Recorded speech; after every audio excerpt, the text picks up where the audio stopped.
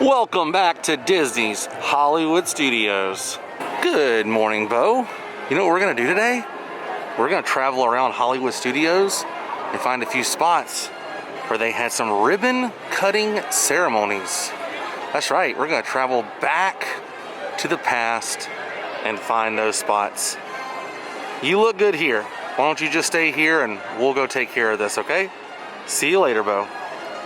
Oh, Hollywoodland. I love this place. Hi, everybody. Welcome to Hollywoodland and welcome to the World of Micah. Today, we're going to travel around Disney's Hollywood Studios and find the locations and talk about a little bit of history here with the ribbon cutting ceremonies. A lot of attractions have opened since 1989, and in typical Disney tradition fashion, they held ribbon cutting ceremonies just like Walt Disney did back in the day at Disneyland. So I figured today we could travel around, find where these photographs were taken from the ribbon cutting ceremonies, talk about what was happening, and you guys would want to get to tag along. If you're new here, click that subscribe button. If you want to support my channel, the link to my Patreon page is down below.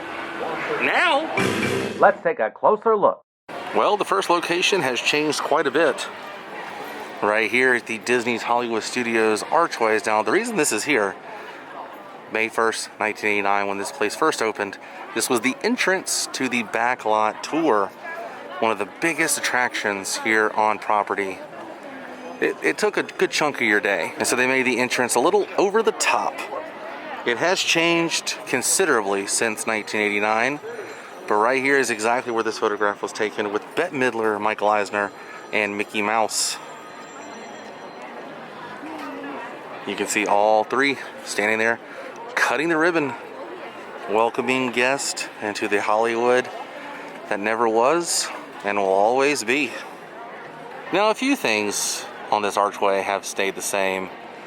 The overall shape has not been touched. A new paint job has happened, and they have added the new Disney's Hollywood Studios logo here. This used to be blue. The checkered part here used to be blue. And this has stayed the same as well. The photographs, actually those are like more like carvings, I guess you could say, going all the way around each side of the archway. I love looking at this because it's all about Hollywood. This animator here working on Goofy.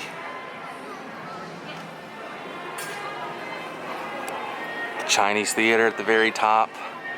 Different characters portraying different things in different movies. You can see the gentleman here getting grabbed by the alien robot type character.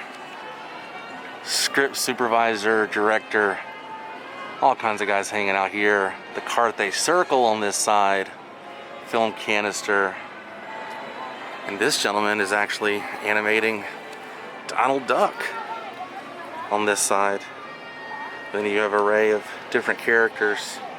Every time I see this guy, I think of Humphrey Bogart, and I kind of think of John Wayne when I see him.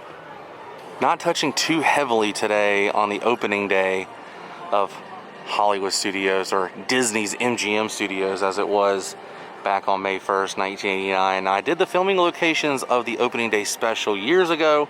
I'll put a link to that video down below if you've missed that episode. Give it a watch. Had a lot of fun making that. But I'm working on something special about the opening day of Disney's MGM Studios. So there's something to look forward to. All right, let's move on to our next location in our ribbon cutting ceremony journey. This is gonna be fun. I love ribbon cutting ceremonies because you never know who's gonna show up. And I'm glad people have taken photographs of these so we can come back and find exactly where those photographs were taken years later. When that photograph was taken earlier of Michael Eisner, Bette Midler, and Mickey Mouse, I was about 6 months old. Crazy, right? Next spot's going to be right down the very end of Sunset Boulevard at the Rockin roller coaster starring Aerosmith. Now straight ahead is G-Force Records presents Rockin roller coaster starring Aerosmith. This officially opened July 30th, 1999, but the ribbon cutting ceremony with the band Aerosmith happened July 29th, 1999. And we're about to go take a look at where that photograph was taken. I always like to stop here and look at this car. It's so awesome, upside down and on the headstock of the Fender Stratocaster. What a cool concept.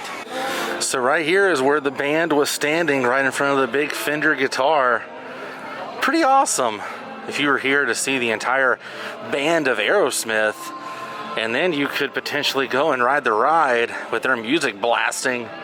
It's kind of awesome if you really think about it. It's something very unusual for a theme park to do, to base something, you know, on a band, a musical group.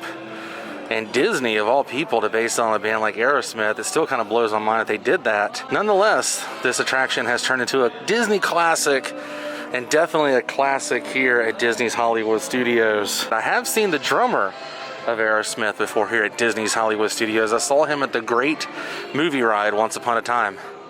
True story. Next two spots are going to feature George Lucas at both ribbon cutting ceremonies. So right about here was where the photograph was taken. You can see George Lucas and Michael Eisner.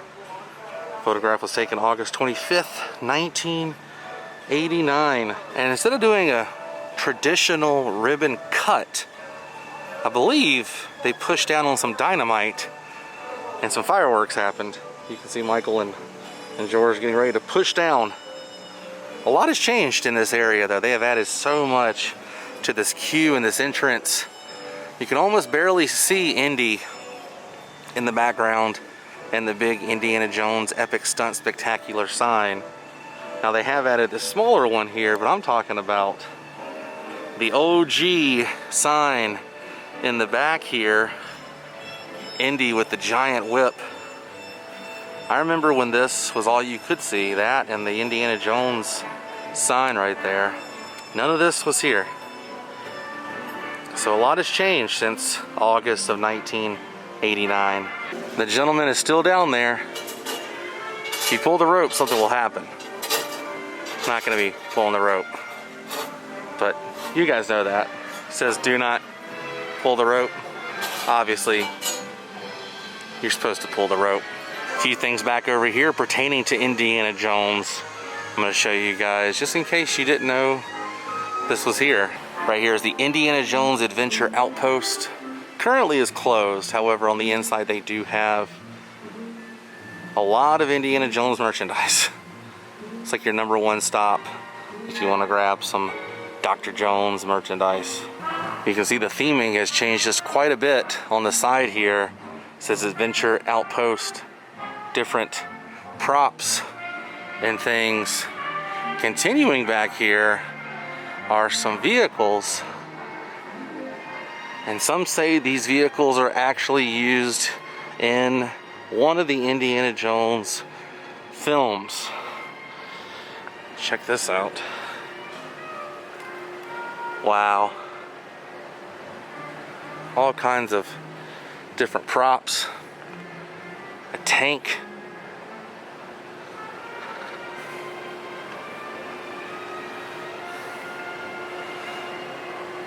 Pretty wild.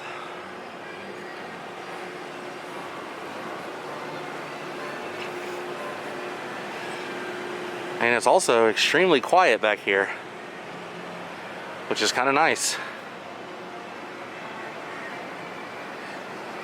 All this is back here, and you have full access to it.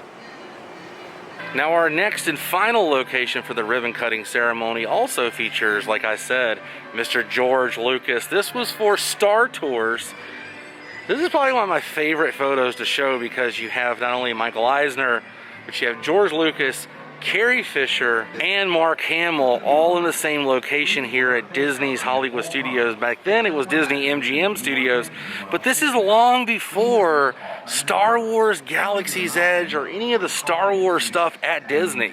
Disneyland had just opened Star Tours out in Anaheim, and then they were opening it out here on the East Coast in Florida. It just kind of blows my mind. Like, did George, Mark Hamill, Carrie Fisher, Michael Eisner, did they know in the back of their mind that one day people would be coming here to visit Star Wars Galaxy's Edge?